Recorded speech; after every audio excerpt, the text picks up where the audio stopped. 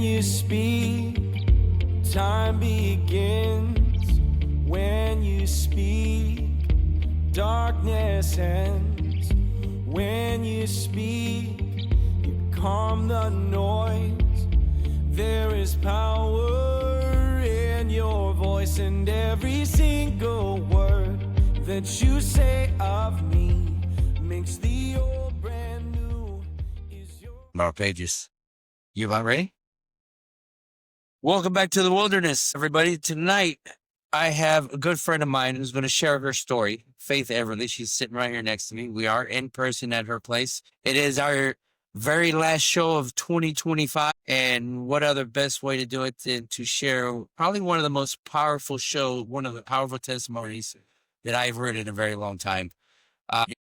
We've known of each other for, I would say, a few years because of the women's encounter in passing. And somewhere along the lines, we've become really good friends. She's like a sister to me, and her husband's like, a brother, and we do a lot of life together.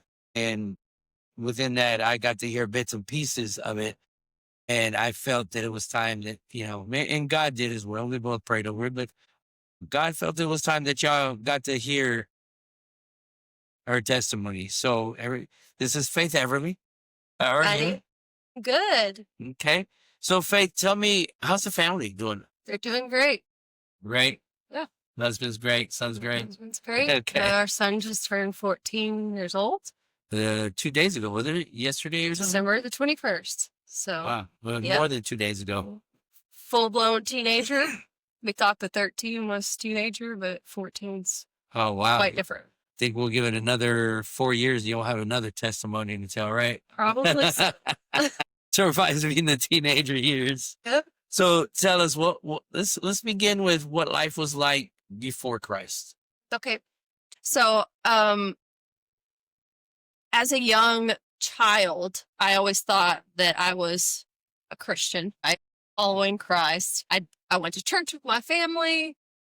I got, prophesied over as a 11-year-old, 12-year-old at was basically like a, just this huge ministry thing where I got slayed in the spirit and they prophesied over me. And so I thought that was what being Christian was. And then actually beginning my walk with Christ, it was Wow. Okay. so all this time of being a Christian, asking the Lord into my heart, praying when it felt good, right?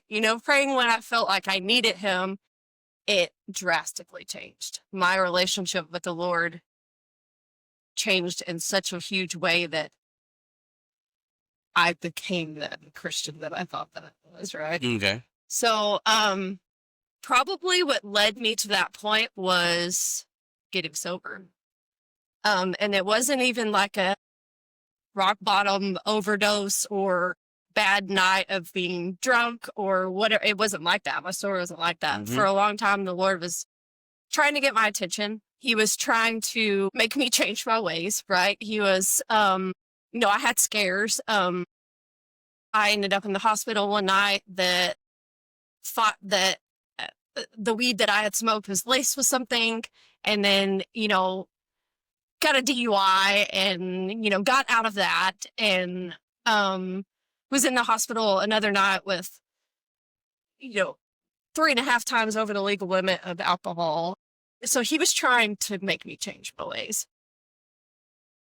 But basically becoming sober was what really led me to, I want to say, like the lowest for me, Mhm. because I had taken that alcohol and those drugs and all of the other things. I mean, even sex, right? Covered all of my emotions and things, and never truly had none of that. And so whenever I didn't have any of it, I felt a lot of things that I never. And it was me looking in the mirror and saying, God, if you are who you say you are, then you're going to have to change something, because I was ready to admit it all. And he did. And it was like me saying, here it is. You have to take it from me. And that's where my journey like really began with them, because it went to women's encounter and then just this whole slew of transformation in so many ways. Well, let's talk about that transformation, if you don't mind. No, let's go. What you're willing to share. What was the transformation like? So hard at first, right? Because you're at your lowest. I was literally going to commit suicide and was like, God, here it is. If I've heard about you my whole life and the things that you do, and for other people, if you're going to do it, you're going to have to do it now. And I went through therapy, and a lot of things were kind of brought to the surface of probably why I dealt with certain things, certain ways, and, from childhood or relationships or, just the choices that I've made. And then I went to a women's encounter. It was actually the first one that they had. And I've never been able to do something like that because my kids played sports and the days just didn't add up, and I didn't feel comfortable from being away from my family for that amount of time. I was just like, okay, like I'm willing to do whatever it is to keep myself healthy, keep myself sober, keep my, my faith going, just all the things. And at that time, we had gotten back into church. My husband was not really raised in church, but he attended things with like friends and stuff like that. I grew up in church, but like during my teenage years and young adulthood, that wasn't something that I did. I knew that whenever we had a kid together, that I wanted that for my kid. We got planted in a church after a few years of, going to different churches, and nothing felt like home. And for the first time, my husband was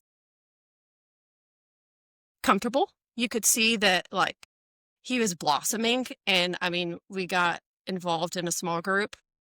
We went through a freedom group, and the freedom group brought out a lot of basically inner healing. And if you don't know, like, what that even means, you don't even realize that it's happening, right? Right. And so that just opened up a lot. It was like the peeling of the onion of just the freedom group and me going to women's encounter.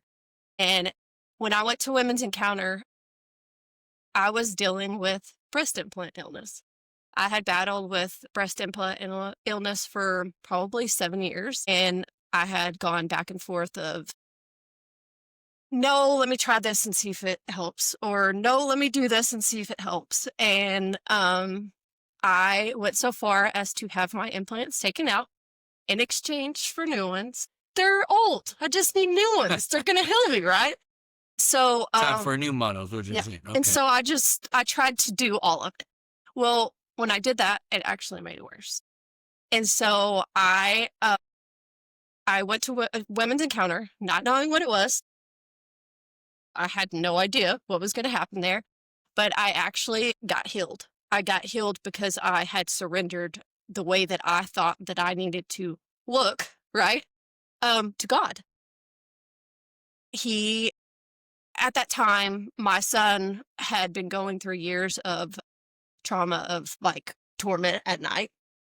And I was asking the Lord to, like, heal me, heal him. And he was like, how can I heal you whenever you're doing the very thing that's causing you to be sick? And so I said, fine, I'll take them out. And so we did. I had an explant surgery, and that next day, obviously after the anesthesia and being woken up, it was life-changing for me. Like, I was literally healed. So he was like telling you, how can I cast these demons out when you like dancing with them? Right? Yes. He was basically saying, you want me to heal you, but you ain't going to let it go. Right. And I battled with it, obviously. But I had also battled with, like, it was literally killing me from the inside out. Yeah. Through all of the things of trying to figure out what it was. And blood test after blood test and always testing, and nothing was happening. They couldn't figure it out, but I knew what it was. So this whole time that you're going through this, right? You know, I've gone through some health issues here recently and in the past, and I know how sometimes it has rocked my faith, right? Where were you at there going through all this, battling the test, battling the surgery, everything that you're going through? Because I'm sure there is mental, spiritual, the whole works you were battling, right? Where were you at? How bad was your faith shaken, and how did you come out of that? So before I went to Women's Encounter and basically had that encounter, I was scared. Was, like, I didn't want to believe that that's what it was. I didn't want to really accept that, I guess you could say. And then going to Women's Encounter, it was like revealed to me. Like I listened to those speakers, and the Lord was telling me, like, this way that you have seen yourself, I love you for who you are. Like, you need to love yourself for the way that I see you. And I wasn't. And when I left there, it was just a completely different me. I loved myself for who God had created me to be. And I was ready to let that go. Whenever I decided that I was ready to let it go, the Lord like ran with it. He changed more than just that for me. He changed a lot of things with just my faith. And I mean, that was basically the beginning, like me getting sober, and that surgery was like ridding me of the things that were faith. So you dealt with a lot of, what would you call it? I'm bad at words, but yeah. So I went through Deliverance. I'm kind of jumping ahead, but I went through Deliverance, and literally the spirit of body dysmorphia was cut off of me. Right. Because there's a lot of people that deal with that, especially women, with society, how society tells them they should look like, right? And I mean, even at that, like, you look at people and, you think that they have it together, right?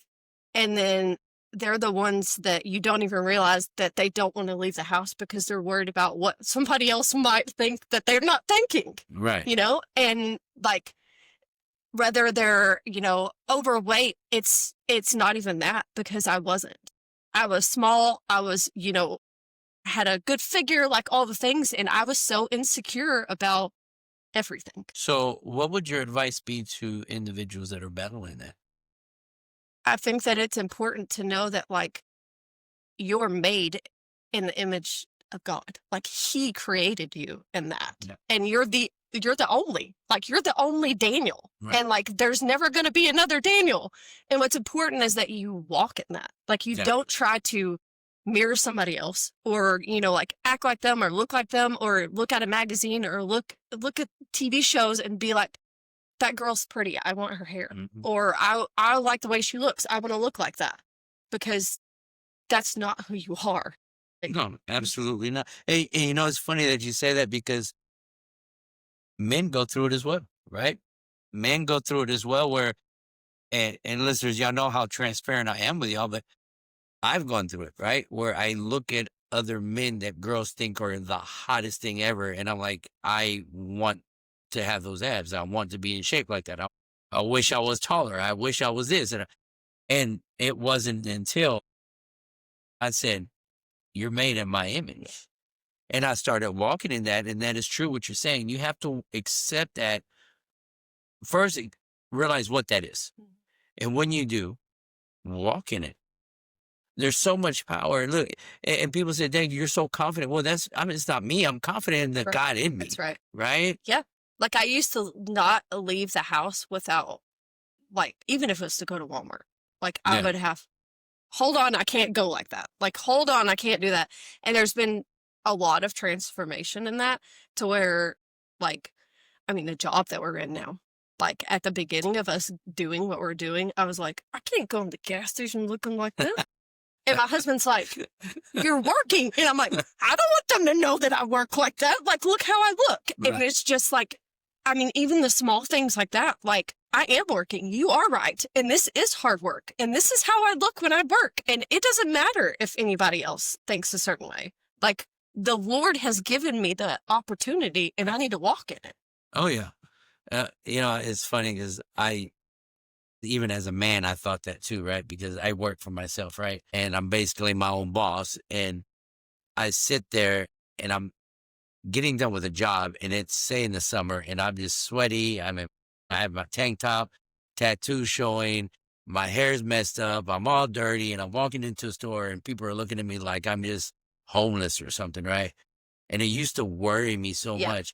Now it's like I go in and I'm like, you have no idea. I thought like, and I was a judgy person too. Mhm. And so I would fabricate things in my head and think like other people were thinking other things about me. And 9 times out of 10, they weren't, right? But I was also the one like, dang, what has he been doing today? Right. Or, like, and you don't know. You And don't know. And it's funny, you keep saying fabricating in your head, right? Scripture says the enemy comes to kill, steal, and destroy. A lot of times we just always want to give that to the enemy. Yeah, the enemy, that Satan and the devil and his minions and everything, they're the enemy. They're the enemy. And the majority of the time in situations like this, we're the enemy, that we're fighting against ourselves, these thoughts that we self-made of what we think others are thinking. Like, I mean, we all deal with it. And Yeah. there's times that I'll be sitting there at a restaurant and just because someone glances my direction way too long, I'm like, what are they what are they thinking? staring at? Why are There's they something looking wrong at with me, right? Yeah. So we're the enemy that we fight a lot of the times, right? And we have to battle that with ourselves and remind ourselves that we are a child of God. Yeah. We're made in his image. Like you said, there's not another Daniel, and thank God, because I don't think anybody can handle more than me. I can't handle more than me, right? Yeah, we do life together. Me and her family do life. We do life together, and trust me, you don't want more than me. I don't want more than me. I don't want more than me either. So, I think it's like, it's also like you have to hold those thoughts captive too, because it's things that you're allowing to happen. Like you're doing it. You know what I'm saying? Right. Now, it doesn't always mean that like there's not something that's interfering with that, because obviously there is whenever you're like dealing with body dysmorphia and things like that, because that's how I spent all my life. You know what I'm saying? Like I was constantly worried that somebody was saying something or doing something, and now it's different. Like now I'm like, whatever, if they are, like that's their own deal kind of thing. Right. Well, and if you don't want to talk about it, that's fine. But we keep saying body dysmorphia. You were worried about how you looked, and you have tattoos just like me. Was that part of it? What do you mean? Like, as far as kind of like a new paint job on a car, right? Were you trying to become something? No, Okay. that wasn't a thing for me. Now, the tattoos were like I guess like a memorable thing for me. Okay. With people that had, gone, had passed away, that it was like a way that I felt like I could carry them with me, I guess you could say. So I'm not putting anything on my body like that to cover up who I was in that Okay. aspect. No. But like, I had never felt, I guess, normal per se. I was born with a club foot, and whenever I was younger, like I was bullied a lot because of it. And so it just kind of gave me like this worry, I guess you could say. Mhm. And so I carried that. I carried that my whole life. And that's who I became, was like this person that was worried about all of these things because of that. Right. So, Right. but it also spread into me needing to alter my body, or, like, so. Yeah. Right. So we're made in God's image, and listeners, we don't know where the show's going, right? We don't have any plans. This is all spirit led. So that's where the pauses are from, as you know by now. Being made in his image, right? You saying having to, how did you just make your body into what you wanted to, because you weren't comfortable with the way you look? Starting from a young age of being born with a club foot, like you said, right? Mhm. And that obviously went into adulthood and everything as far as how you looked at yourself.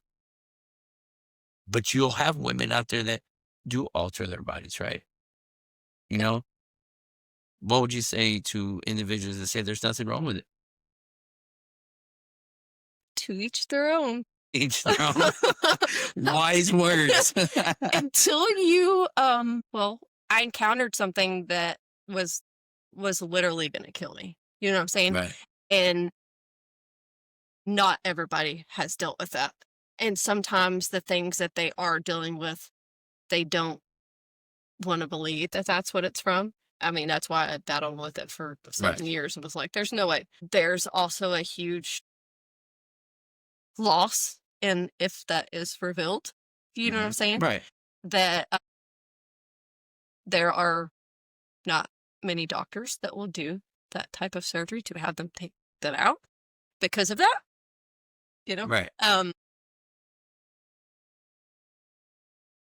I don't have an answer for that because everyone's on their own journey. And I don't shame anybody that chooses to do it, but I also won't be quiet whenever I, Right. explain it, give the chance to tell them what happened to me. Like, And you say you don't have the answer, but that just so you know, I was probing for the answer you just gave. I just didn't want to tell you that's what I want. Because I want listeners to understand, listen, we're not here to say getting tattoos is bad or altering your body is bad. We're not being religious. We're not being legalistic, right? What she said was to each their own. And until you encounter a situation in your life Yep. that is causing you to make that decision, or until God says, hey, you need to stop this because I'm telling you that for you, this is a sin. It's not a sin for everybody. Well, it's a sin, but what I'm saying, it's not a conviction for everybody. Yep. God convicted you in the way he did, and he convicts everybody in the way they did, right? There's things that I still do or that I used to do that I didn't stop right away because it wasn't God convicting me that it was wrong, right? It was, the world being legalistic, trying to beat me over the head, saying you shouldn't get tattoos and you shouldn't get this or whatever the case may be, until we have that encounter with God. And I think that's the key, the encounter with God. Because we can read scripture all day long.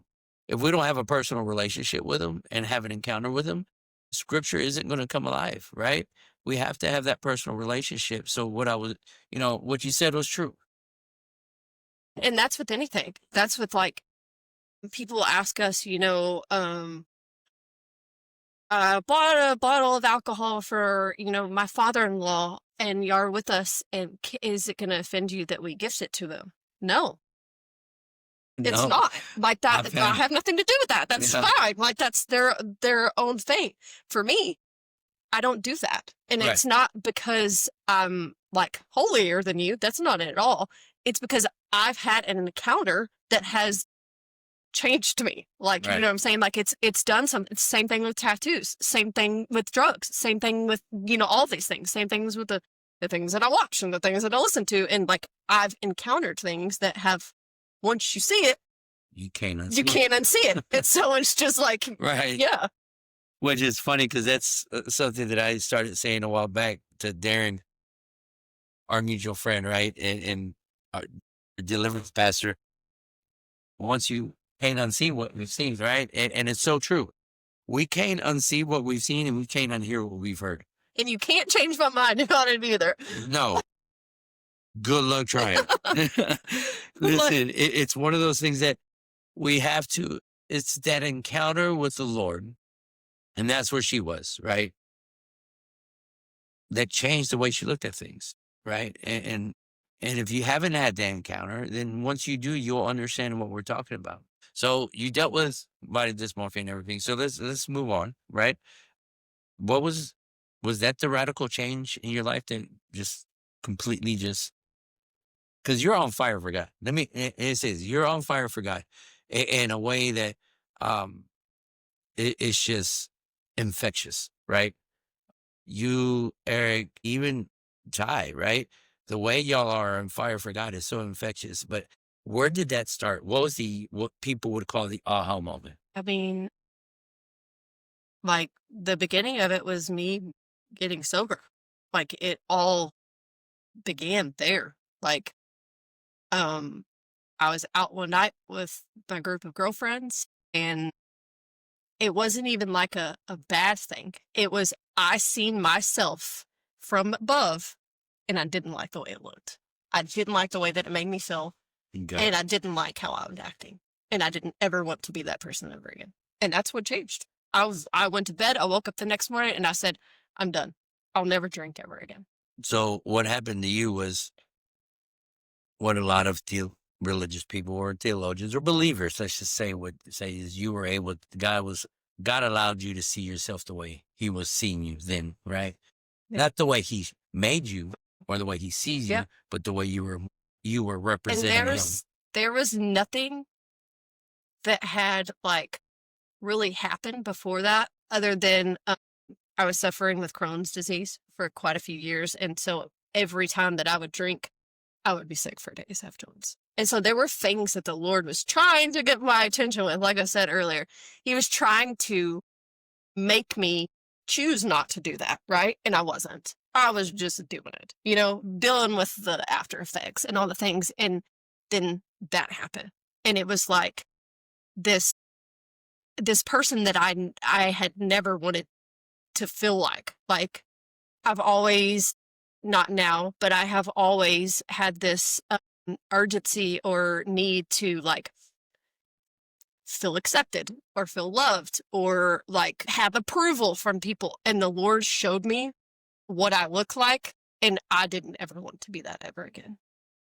And that was just like a light bulb. Like, it trickled from that, which in all honesty, it had begun in a small amount a few months prior to that I became drug free. And so once again, the Lord had let me see that the choices that I was making were potentially going to get me killed. Like potentially not kill myself, like not overdose, not any of that, but the places that I was putting myself in and the choices that I was making while it was happening was going to end up getting me killed. And so I was able to see like, I don't want to do that anymore. And so I didn't. And then I became sober that way. And in all reality, my sobriety led to like my husband's sobriety, right? And just getting engaged in church and getting involved in that. And then it led to Deliverance. We had gone to, I had gone to a few of the women's encounters, and I had been working on, right before the one that I had my sister come with me to, some inner healing. And I had just been trying to work through past traumas and these things that I didn't even know that I had, that I was wired that way, I guess you could say, right? Because at that time, that's what I thought it was. I was wired that way. And so I had already started working on ridding myself or healing myself of these past traumas that I had gone through. But all in all, the Deliverance is what led me to where I am now, because I was set free of all of the illnesses that I carried, right? I was diagnosed with bipolar disorder whenever my son was like 2 or 3. It was nothing new because I had lived my whole teenager, life. I knew that flip of a switch, like I turned into somebody else. A lot of times I was the person that other people would call to like fight somebody, and it was just a fabrication. Like that was not who I was intended to be, but that's who I was, And I was diagnosed with Crohn's disorder or Crohn's disease whenever my son was born. And I had struggled with that my whole entire life, like even as a young child. And so those two things, anxiety, depression, I have had suicide attempts or, thoughts, those types of things. And Deliverance set me free of those. Like literally being delivered took that away from me. And so, just the body dysmorphia, the way that I thought the lying that I did, the relationships that I had carried, into my relationship. If you don't know what a soul tie is, That's good. yes, Explain it to me.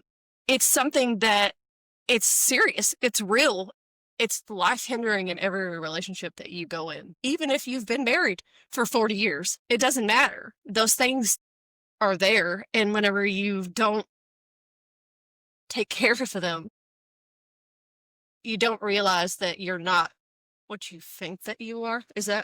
I say that right? Yeah. In the secular world, people say, you bring your baggage into the new relationship, right? And that's what the secular world is going to tell you.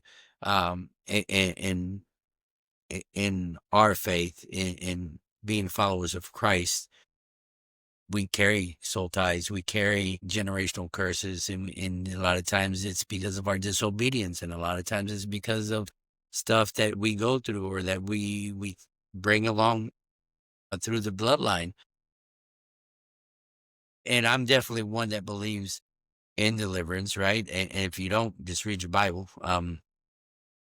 But I'm also a believer that deliverance is not just casting out. There's inner healing involved, and there's therapy and counseling, and Yes. there is casting out of demons, right? So there's a lot to it, right? And I say this to ask the next question is, what was deliverance like for you? Because it's different for everybody. So with the inner healing part sort of coming before actual deliverance, obviously there was inner healing inside of my deliverance too.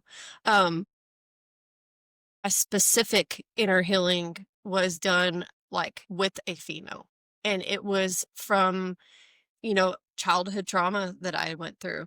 It was from, like my first relationship, my first heartbreak, those types of things that like you sometimes don't even realize that have altered the other relationships that you've been in. But it was a very like intimate setting where it was private. It was me and her, the Holy Spirit, and we just went down the list of things that I needed to repent for. I needed to, ask forgiveness for. I needed to forgive other people for. And you feel it. You feel the weight being lifted off of you when that happens, because you truly know that those things that you've been carrying like are gone. Like you don't have to carry that anymore. Right. And then like the deliverance part was generational things. The suicide that we had that was later cut off of my dad was from like 8 generations. So like, yeah. And also it was more of a group setting. It was with Darren and Vicky. And so a woman and a man. And at first it starts off as kind of like therapy. They want to know like, what was my childhood like? What choices have I made in my life? And, how did they alter who I've become? And when I left, it was so different that when you read books and they say like the colors look different and the stars look different and the sky looks different, it was literally that. The sounds were different. The joy that you hear in the birds, and none of that was there before. It was such like I was in this bubble and I was just being suffocated in it. And then the bubble bursted and it was like everything new was life. Yeah. a new life revealed. Yeah. Right. Well, definitely, and I know what that's like because I've gone through deliverance myself with Darren and such, and it is completely different. I described it the same way that when I first got sober, right? When I got cleaned off of drugs and alcohol and I was sitting in prison, because when you're in county, a lot of the times you don't get to go outside, as a lot of us know. And it wasn't until I was being transferred from county to prison that I smelled fresh air for the first time. And people were like, how do you smell fresh air? be an addict for 17 years of your life, drinking and drugging and doing everything under the sun, right? And you numb all those senses. And once you become clean, they're like, the Lord cleaned me instantly. Like, people who know me know that I didn't go to a rehab, right? I just didn't. The Lord literally took those desires out of me overnight, right? Because I surrendered, right? He reached out for me and I said, well, if you show me your will, I'll follow you. And he did. And now I do. Yeah. And so I was being transferred. And like you said, everything's different. So when I smelt fresh air, it was like these new senses came alive, right? And I could hear things off in the distance, Right. like birds chirping that I'm like, what is that noise? Is that a bird? Wow. This flower smells? And people are like, really? Seriously, that intense, where I could smell just the smallest sense, right? In the air. And it was just like a whole new world. You see in the movie just these fireworks start going off. That's what it felt like, right? And that's what it felt like after I went through my deliverance and inner healing as well, because spiritually our senses were dull, right? Yeah, they were hindered. They were hindered by a lot of things. And so when we get to heal, and I love what you said, right? You forgave and you accepted forgiveness, right? A lot of people don't understand. They carry this unforgiveness and this bitterness, right, from their first boyfriend or their first girlfriend, and they don't realize how that opens the door spiritually to this ball and chain that you carry for the rest of your life. And you start to see every single person in your future that you go into a relationship with like that first person. Yeah.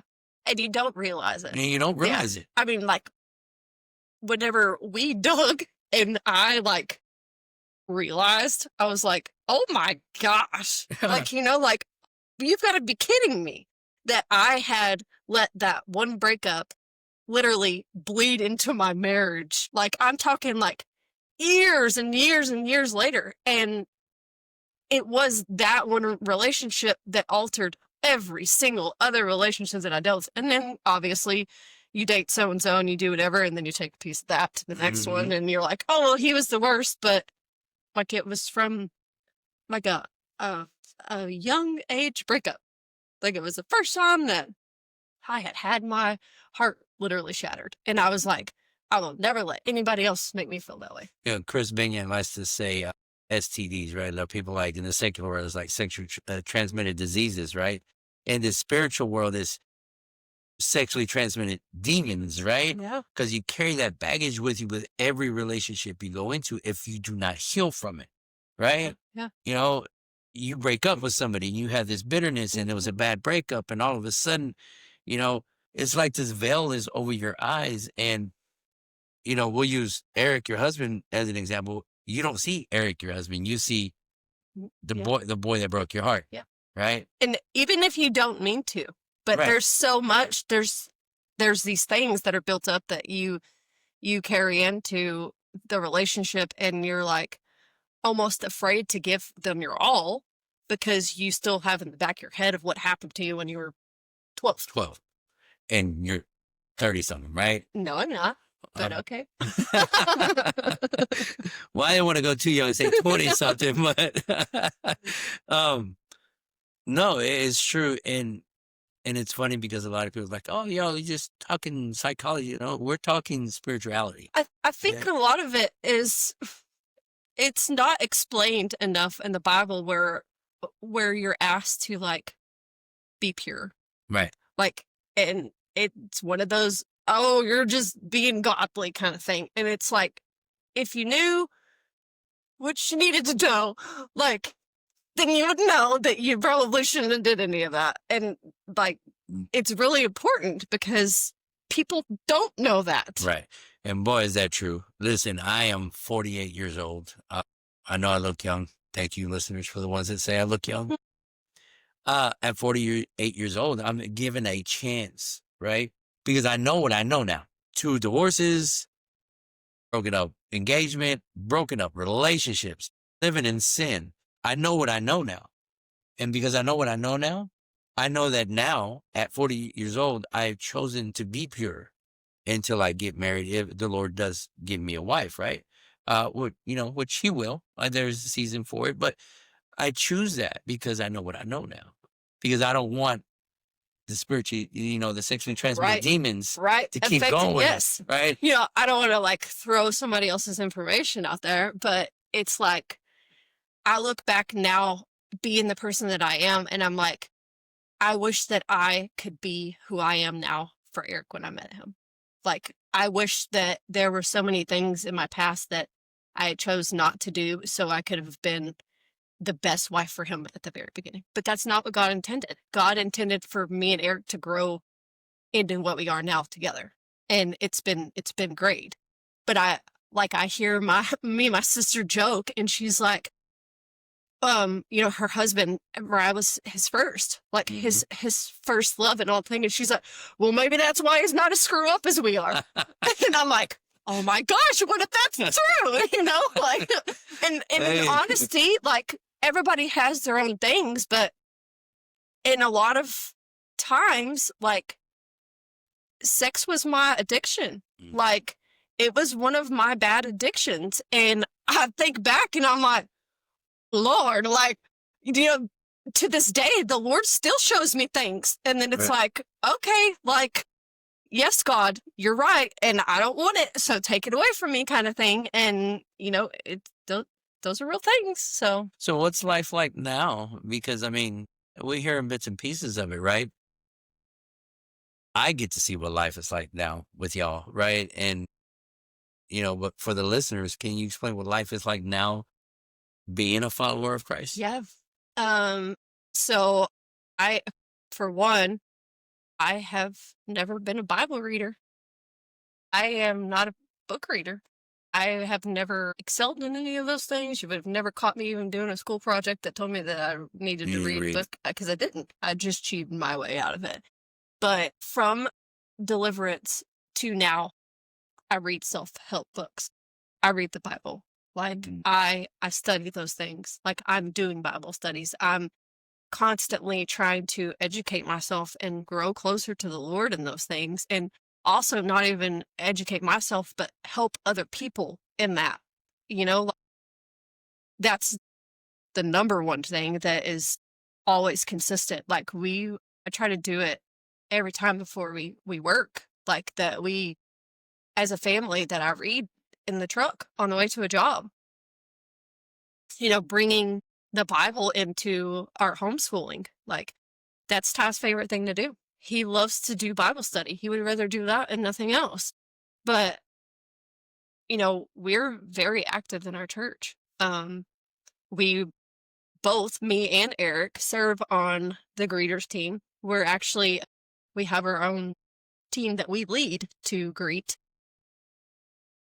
I am a midweek leader for 9th grade girls that I actually am like over them. I have other girls that help me too. So we have a ministry, Redeemed and Delivered, where we do prayer texts and outreach stuff and clothing donations. And then obviously we partner together with you, Rihanna and Louis Alexander, with them in Rockwall, and we do Rolling Oaks with y'all. And it's just all around different, praying as a family and being involved in church is a huge thing. Like, we're there on Wednesdays. We're there on Sundays. We're doing stuff after, like, it's not anything that we had ever experienced. Like, we lead small groups. We're about to step into something that the Lord literally spoke to me while I was vacuuming one day, of us to start like a recovery group. And we're literally about to partner with our church to be able to bring that as a whole for everybody. This is our life. Like, our friends have changed. Our family's changed. Our boundaries have changed. What we allow in and who we allow in, and what we choose not to associate with or places that we don't go, or if it changes the way that my mood is, then it ain't for me. Like, if it's disrupting how I'm feeling, it's not where we're supposed to be. You know, Eric's the same way. He'll tell me, I don't think so. And I'm like, okay, you know? So let's talk about that. Eric says, I don't think so, right? And to a lot of secular people, they're like, why are you being so submissive? And they use submissive as a bad word, right? But what I see is a strong, godly woman who is submissive to her husband, Yep. which is the way the Bible talks about, Yep. right? And it's vice versa, right? Because he's submissive to you, you're submissive to him, and that's the way it's supposed to be. Yeah. Were y'all like that before? No. Yeah. Y'all fought a lot, huh? Not fighting, but I had this mentality. It was my way or the highway. And Eric was this like nice person that was just go with the flow. Like, whatever, like, you know, we weren't an arguing type. It's just, I was dominant. And what I said went.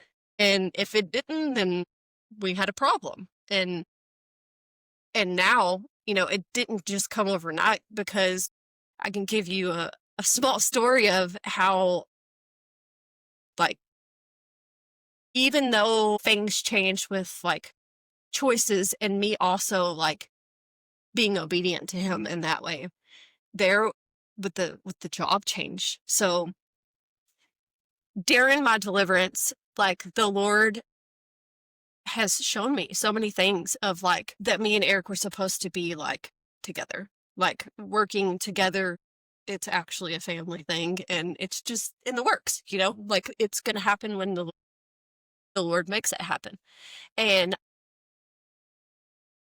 we had a conversation, and Eric was like, you know, I'm going to leave my job. And I think it was like 6 or 9 months or something like that. And I was like, okay. And then he started getting really stressed out at work, and he would tell me, you know, I don't know how much longer I can be here. And I'd be like, okay. And then I went up there one day, and I was able to see exactly, like, I felt it.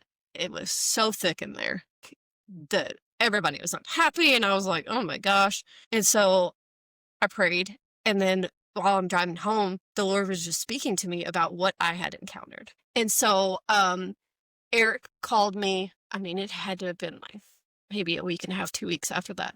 And he's crying. And I'm like, oh my gosh, what's going on? And he's like, I'm going to leave. And I was like, no, you're not. You're not leaving. What are you talking about? And he's like, yeah, I can't. I have to go. I can't stay here anymore. And I was like, okay, well, I need to pray about this. And he's like, okay, well, how long is it going to take? I don't know, but I've got to pray for it. So I need to get off the phone. And so I get off the phone, and I'm just like, great. There were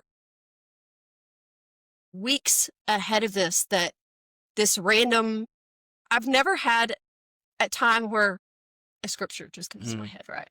It's Isaiah 43:19. And I'm like, Isaiah 43:19. I don't even know what that is. So I go to my Bible and I read it. And I'm like, okay, I put a marker in it. Well, then, like, the next day, we were going to a Bible co-op for Thai school. The table marker on the table, Isaiah 43:19. The sermon, Isaiah 43:19. And I'm like, okay, God, I hear you. The sermon, Sunday at church, Isaiah 43:19. So I get off the phone with Eric, and I'm like, God, you got to tell me. You have to tell me if what we're doing right now. Like, you have shown me. And Isaiah 43:19. And I was like, okay. So I'm like, all right, Lord. So I go to my Bible and I open it, and I read Isaiah 43:18. And I read through, I don't even remember. I have the pictures. I screenshot it in my phone. And it was basically him telling me, I'm making a way in the wilderness for you. Do you trust me? And I was like, yes, God, I trust you. I trusted you from the beginning. I told you, whatever it is that you're doing, I trust you. Well, then I kept reading. And it was basically saying that for me to be a submissive wife to my husband. Mhm. And so then I'm bawling because my husband's literally crying to me, telling me, I can't do it anymore. I have to leave. And I was telling him the whole time before this, God's going to provide for us. He's going to make a way. He's going to do it. We ain't got to worry about a job, right? And then I kept reading, and it said about idolizing. I was idolizing my husband's job from the money that he was bringing in. And whenever the time was right for him to make a switch, I would let him know. Wow. Convicted. I had to repent. I had to call him and apologize to him. And I was like, the answer is yes. I'm sorry. And I feel like in that aspect of almost in a sense, being broken, right? Because I was this in a lot of relationships. That's what I carried. I carried you're not going to hurt me. I'm the tough guy kind of thing. Yeah. I'm the boss here. And whenever somebody would say, which one of y'all wears the pants in y'all's relationship? It was me. It was always me. And now I'm like, we share the pants? That's my husband. Isn't that how it's supposed to be kind of thing? Yeah. Yeah. And when you say share the pants, so the listeners know you talk about the responsibility of the decision. Not literally. Yeah. It's quite a bit bigger than me. So I'm going to say pants, but. Well, and I clarify that because, there are people some listeners that are from the secular world that don't understand our lingo, right? It's one of those things that it's a partnership from the very beginning of Genesis. He said, is your partner. She is your helpmate. And that's what you truly found. And he convicted you, reminded you of that. Yeah. Right. Yeah. And I was literally we're in this together. It's me and you. It's the Lord showed me that this is a business that we're supposed to run together. And my husband was telling me, all right, it's time to go. And I was like, no, it ain't. No. And then the Lord was like, what are you doing? Yeah. You don't know what I say to him. You don't know what we're doing. You say yes. You said that you trusted me and now you're being the hypocrite. It's basically what it was. That could preach, right? That can be a complete sermon right there, not just from a husband and wife standpoint, right? But of being under authority of leadership and whatever the case may be, because that is so true that I have found that in so many ways over the last several months where people don't know. I don't know. You don't know. We don't know what the Lord tells us, right? I don't know what the Lord is telling me. I don't know. You don't know what the Lord is telling me. So how can we sit there and, say no to something to somebody that says, well, this is what the Lord's showing me. And we sit there and say, well, I don't think you're ready. I don't think it's time. And that's what I was doing. Right. Yeah. So that's what you were doing. And not to, and I'm not saying this in a mean way to you, but basically you were trying to have spiritual control and being spiritual manipulation. Yeah. Of, okay, I'm good to go. Yeah. Whatever you say, honey. But when he says it's time, because you don't know what God has told him, you're like, nope. Yeah. And I got convicted, straight up conviction. And then I called him and I'm crying. And he's like, I can't even imagine what his emotions were. I don't even think I've ever asked him how he felt when I called him back, and then I'm crying because I was like, the Lord says yes. He said yes. And I'm sorry. I'm sorry for trying to do any of that. And then I had to tell him these scriptures and this and I'm sorry for not being, your wife and trying to control you, Right. Yeah, and I think, well-intended and good-hearted people do it. They don't even know they do it, right? You didn't know you were doing that, right? No. And the Lord had to convict you. It was I can't even explain it to you because it was I wasn't fearful that he would provide, and I'm still not. I know that the Lord is going to provide. It was oh, that's too soon. no, we can't do that now. It's not on my time. Yes. It's not on my time. Yes. Yeah. Wow. That right there can reach too, because, it's not on my time. And that's why we say these things, right? You haven't healed like I healed. You haven't been through the same journey as I've been through. Until you do, you're not ready, right? The Lord tells me you're not ready. That's all spiritual control and spiritual manipulation that a lot of good-hearted people, well-intending people do without even knowing they Right. do it, right? Because, like we said, I don't know what the Lord is doing in your life. Yeah.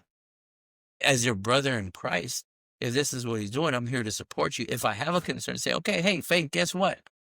This is my concern. I trust you're hearing from God, right?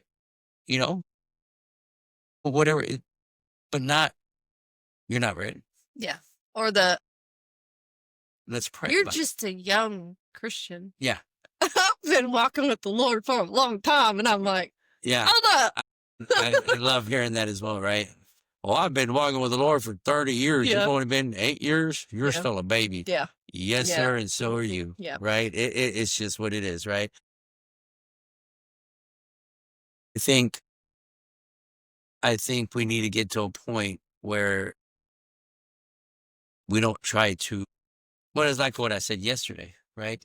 We need to be unbiased in situations. Like my struggles and my healing and my journey and all that, right? My journey that God has brought me through in healing and becoming the man that he has created me to be, all that timing does not transfer over to you, right? It don't, because God has you on your own journey, right? It just because it took me 8 years doesn't mean it won't do the same thing for you in 3 months. Yeah. Right. That's just the God we serve, right? That's like putting in a box and saying, just because he healed you of that, he's not going to heal me, right? And I just spoke to myself right there, and I saw that look, because you're like, no, I did, right? And I know he's going to heal me, right? But the timing is up to him, right? Guess we got on a tangent there, because what you said just could really preach, right? It just people need to understand that our journeys in healing and our journeys in recovery are completely different. Yeah. And we can't sit there and tell somebody that they're not ready for whatever step God is giving them, telling them to take, just because of where they're at. Yeah. because of where they're at Yeah. isn't like yours. Yeah. Right. It's just not. And I should have known this, because what do I do with people in recovery? I custom tailor a program to each individual person, because it's all different. Yeah, they're all different. Yeah. So now you run a ministry with your sister, Redeemed and Delivered. Yep. Right? Tell us a little bit about that. Okay, so Redeemed and Delivered is exactly what the name Right. is. My sister went through deliverance, and so did I. And the Lord has revealed to both of us in many different ways that we are supposed to work side by side in ministry, doing exactly what was done for us. And that's What you do? to help deliver people, to have the Holy Spirit and the Lord work through us to set captives free. Not only that, being the hands and feet of Jesus, going out and praying for people for healing, for, whatever it is, helping them, with food or with clothing, or just being there to help mentor them or counsel them, or, that's what we're doing. There are things that the Lord is expanding and using, not just us, but our family too, in that aspect. And it's all his, Right. wherever he decides that he wants it to go is what we will do. And so, Right. And I think that's why we do life so well together, because Redeem and Deliver stand for Christ. And how we see what the ministry is to us is just, we're just the hands and feet of Yeah. Jesus, right? I have people all the time say, okay, so what do you focus on? Everything. everything that the Lord tells us to do. Like one day it may be feeding the homeless. The next day it may be finding resources for somebody who needs a recovery place, or a single mother who needs food, or whatever the case may be, right?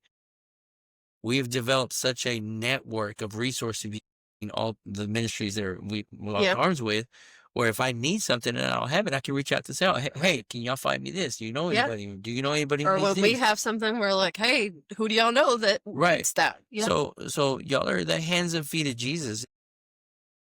Guys, if you know my ministry, they're the same thing. They literally will be there just to love on people who are deemed unlovable. Be there for people that the city and the government says, we can't help you, right? Or we won't help you. Not that they can't, because they can, but they say that we can't. Or, churches that say they won't help people or they can't help people, whatever the case may be. Well, I'm not bashing on churches because I'm not going to talk bad about the bride of Christ. Or we don't do that here. Or we don't do that here, right? We're the resources, right? Redeemed and Delivered isn't one of those resources as well, where if you have a need, reach out to them. And then if they have it, they will make sure you can get it. And if they don't, they reach out to the resources. And we'll find somebody that will. And that's what makes it so great that this all started in Rockwall and then Quinlan, and then it's gone to Corsicana with y'all and Redeemed and Delivered. And between all of us, we've gone to Greenville, but there's no place too far or too near that we won't go help, and nobody too far near. Like I just talked to a friend of mine out in Chicago last night. He's going to be in the show in the new year. And he's going to be on the show, but he goes out and he talks to people about recovery and he helps. And he was telling me my business maybe will donate 20%, but the rest of it is coming out of my pocket because I just want to love on people. Right. So if we have resources all the way up into Chicago and Florida, and so it's a large network, right? I know it may not seem like it, but we have decided, and I know y'all have too, because our hearts aligned with this, where y'all are going to be the hands and feet of Jesus no matter what it looks like. Yeah. Right. And I think that's beautiful, right? Because there's a lot of things out there that are needed and people want to pick and choose. And you know what? The Bible doesn't say pick only to deliver and pick only to heal and pick only to do that. It says if you believe, you will be, right? You will do these things. You will all those, right? So that's what we're here to do. We don't choose. Like I have a t-shirt that says doing what Jesus did. Oh, do you? And that's literally like what me and my sister stand by is like, we're going to do what Jesus did. Like that's what we're called to do. We're all called to do that. Now, if you walk into that, that's like your choice, Yeah. It's funny you say that, right? Because I said this yesterday and I said it again to our pastor when we were talking about my new chapter in this coming year and what God is moving me into. They're asked, well, are you going to go through with it? I was like, no, it's going to happen. Whether it's with me or not is up to me because God has already said this is what he's wanting, right? I have to be obedient and walk through that, right? And walk in that. And you're right. Do what Jesus did, right? Or however you said it. It says doing what Jesus did, right? And it's like praying, like for people, healing people. Healing as in like praying for healing for them, and then like healing as in deliverance, like, and being there for widows, feeding helping the needy, like doing what Jesus did. Yeah, and it's not an easy calling, right? It's not. I am single, and I can tell you that it's not just a lonely road, but it's a heavy mantle to carry as a single man, right? How is that as a family? I say, if anything, it opens our eyes more and more every time it happens. It allows us to, especially with Ty, to like realize that like you do have a purpose and you do have a calling and that there are people that need you, and for you to walk in that obedience, it just it expands my heart every single time. Like not only watching my family do that, but knowing the peace that I have in doing it, you feel like you're serving the purpose. Like, I mean, I know that you know what that means. Yeah, no, I do. I do. And I know the mantle is easier to carry, I guess, would you say, as a family? Yeah, I mean, I would say so because you yourself are doing a lot of things solo, you Right. know? And had we not been in the situation that we are now with our job, I would be doing exactly what you're doing. But when God called me and my sister into this ministry, it was at the exact time that he told me that Eric was not where he was supposed to be. And so he showed me that we were supposed to do it together. Gotcha. And it wasn't just a two-person thing. Like, it was for everybody. And yeah. But I also have to say that a lot of times, like, we have to learn that we don't have to do it all ourselves, right? Right. And that it's not all ours to, like, Carry. manage. Right. Right. And yes. And so that's why, like, we have the community that we have, and we're in that with other people. And yeah. Yeah, and I will tell you that is um the most important thing out of this whole journey, right? Because I used to say for years I was doing it solo in Hunt County, right? And Leah would say she was doing it solo. So we were on different sides of the city doing it solo. Yeah. We didn't know each other back then. Doing ministry on our own for years and years, and we asked for people like ours within a team, and now he's not giving us a team, and he's given us a family. Mhm. He's given us a community. Right. And you're right. The mantle is hard to carry alone because when I go home, I'm alone. This stuff alone with the Lord, right? And we clarify that before somebody puts it on the chat. You got God. I know I got God, right? But it's different when you come home and you have Eric and y'all can talk about that stuff, right? But I don't do it alone in a sense because I have a community. So when there's something that I have to deal with, right, that it's too heavy for me to deal with, I reach out to my community. Right. And that is also the way God intended it, right? Right. I think a lot of times, like, there has to be like a shut off with that, because I would carry all of that back with me, and then I would feel it. And so I would have to pray before I leave, Lord, this is yours. It's not mine. You have to take it from here. It ain't going with me. Right. It's yours, and it stays right here. Yeah. So I think that's important for listeners to understand too, is like, don't do it alone, right? Jesus didn't do it alone. Right. He had his 12 disciples. He had his circle, right? And within that 12, he had his close 3, and within that 3, he had his closest 1, right? And we need to do life like that as well, you know?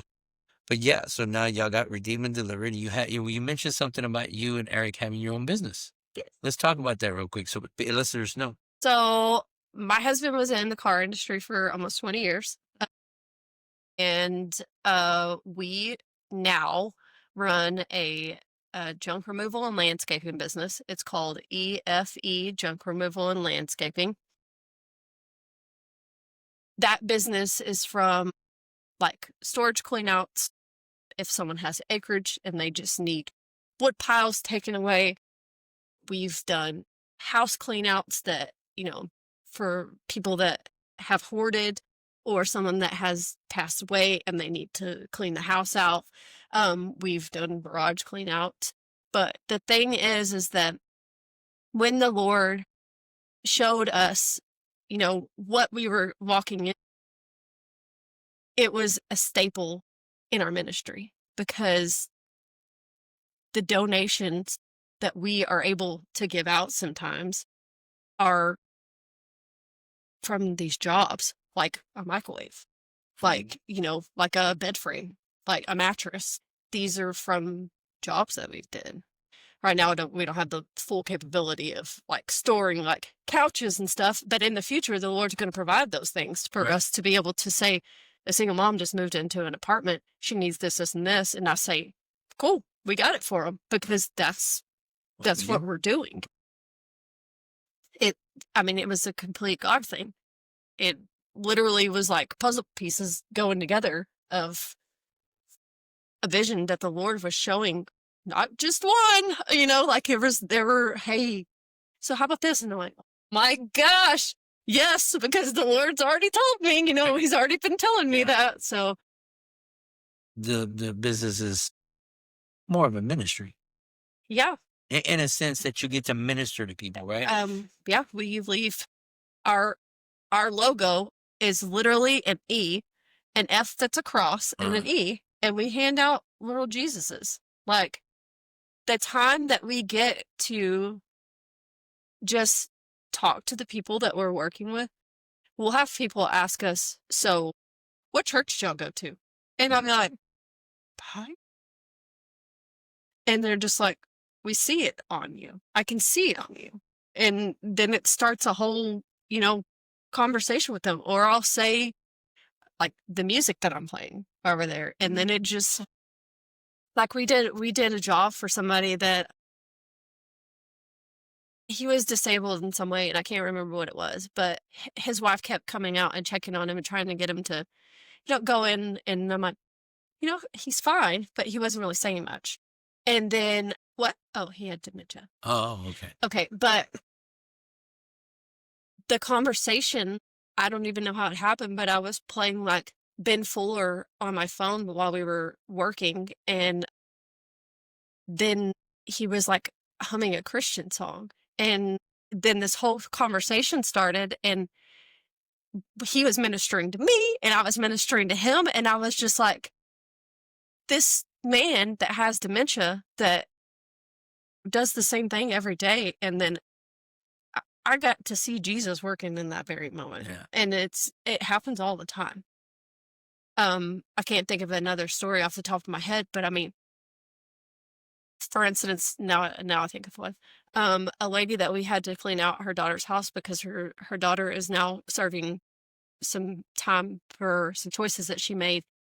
And just being able to pray for her, and the fact that she's raising her grandkids now, and you could, when you know what you know and you can't unsee it kind of thing, you walk into an environment like that and it's just like heavy. You can smell it, you can see it, you can do all things, and you know that the Lord's put you in that place. And so it's beautiful. Honestly, some days I will cry and I'll be like, it's not bad. And he's like, okay. So this is from a client. The same way. This is the lady that I was talking about. Okay. It says, I saw my little Jesus that your wife gave me when I was in the car and was reminded of his presence in our life every day. What a comfort. Please share with Faith. Thank you for that. And that's beautiful. Right. That right there, those little things, a lot of people are like, so what? It's not a so what. That right there never gets old. How many times you get a message like that, right? Just the little things that we do. We think that ministry is just this big, loud, glorious thing, and it's not. It's not about just being on the street corner and preaching Jesus or praying for people. It's the little things. It's the crossing and smiling and saying, God bless you, right? And handing them a little Jesus or something that they turn around and catch you before you leave, and they say stuff like that, right? You go about your daily. Like, I send out messages to people, and I just give them the Lord's word. Sometimes it's sometimes it's from the Bible app. And then I have people that ask me to like counsel them or mentor them. And I'm like, what did I do that made them feel like I was capable of doing that? Do you know what I'm saying?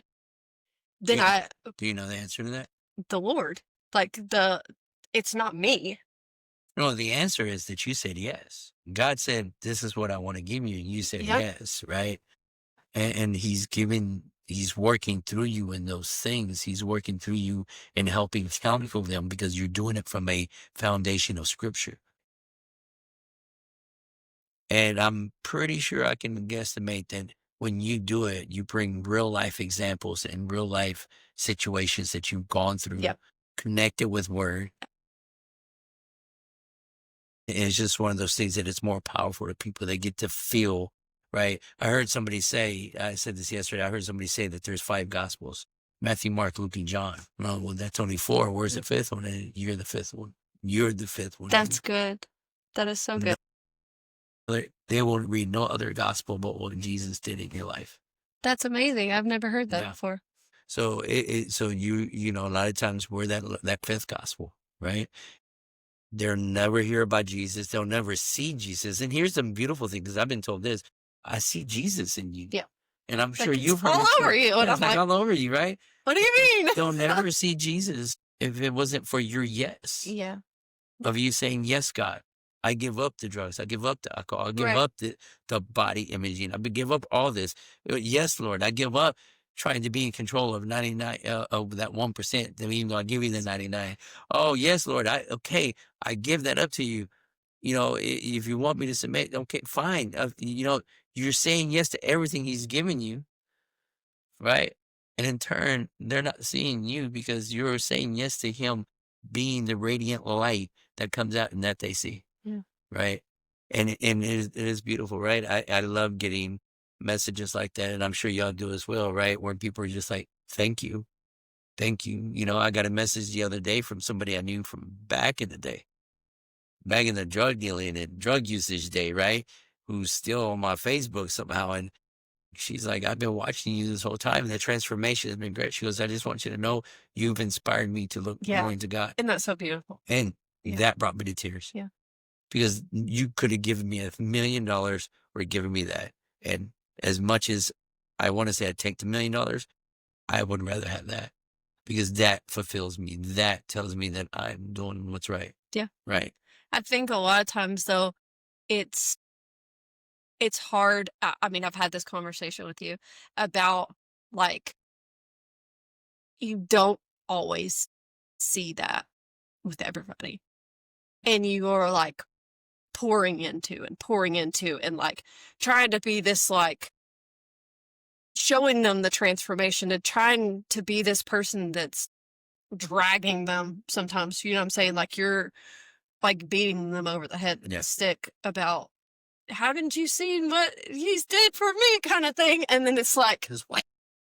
and those are the times that you feel like the enemy wants you to feel like depleted. Like, Yeah. he wants you to feel like what you're doing doesn't matter. And this needs to be a reminder to everybody that you plant the seed, you water the seed, Mhm. and then you get to see. Yeah. But it doesn't happen that way with everybody. You know, I feel we've always been, in our past, some ways we're trained in the physical and what we do in the spiritual, right? Planting the seeds. I plant a lot of spiritual seeds. Yeah. I do a lot of spiritual seed planting. And I'm like, well, why? But I remember growing up, Mm, right, in Mexico, right, when I would go for the summer, I would go for the summer there and also go to school there in the summer. So I never was out of school. But when I was there with a plow, I'm not talking about tractors, I'm talking about horses and plows. I was the kid up front that they were teaching me how to plant seed wow. as a kid. I would plant seeds or something. And I never thought about that until now. Like, I was being trained as youth in the physical for what I'm doing now in the spiritual as an adult. Wow. Right. And in the spiritual, I'm still the youth. Right. But we do plant seeds, and that's more important than anything. But I remember, like, being, like, drunk, right? Yeah. And, like, praying over people, like, praying that the Lord would really, and then He did, is the crazy thing. But now I look back and I'm like, I was doing it the whole time, right? Mhm. Maybe not in the right headspace. It wasn't where the Lord intended for me to be, but I got to see those miracles happening even there, even in those moments. Well, awesome. Awesome. Faith, thank you so much for being our guest. And I'm sure you touched somebody out there. We planted a seed somewhere, right? With what you had to say. So thank you so much, listeners. This coming Friday, I believe we have Pastor Chris Negron from Encounter Church that's going to be on the show. We tried to have him last month and scheduling didn't correlate. So we have him scheduled for this coming Friday. It's going to be an amazing Friday. This is the last show of the year. So if you'll hear us from us next year, right? Which makes it seem like a long way away, but it's only a few days. Does sound weird, right? This is the last show of the year, guys. We love y'all. We thank you for all the support and all the love that y'all give us, me, just the ministry, and this podcast. There are some exciting things coming this coming year, which I will reveal within the month of January.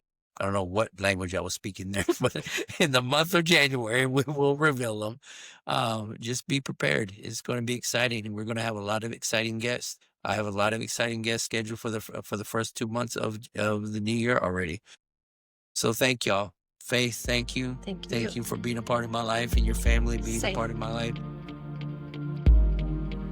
We'll see you next year. Good night. Bye, y'all. When you speak, time begins. When you speak, darkness ends. When you speak, you calm the noise. There is power in your voice, and every single word that you say of me makes the old brand new. Is your holy truth for every sin of man. You were the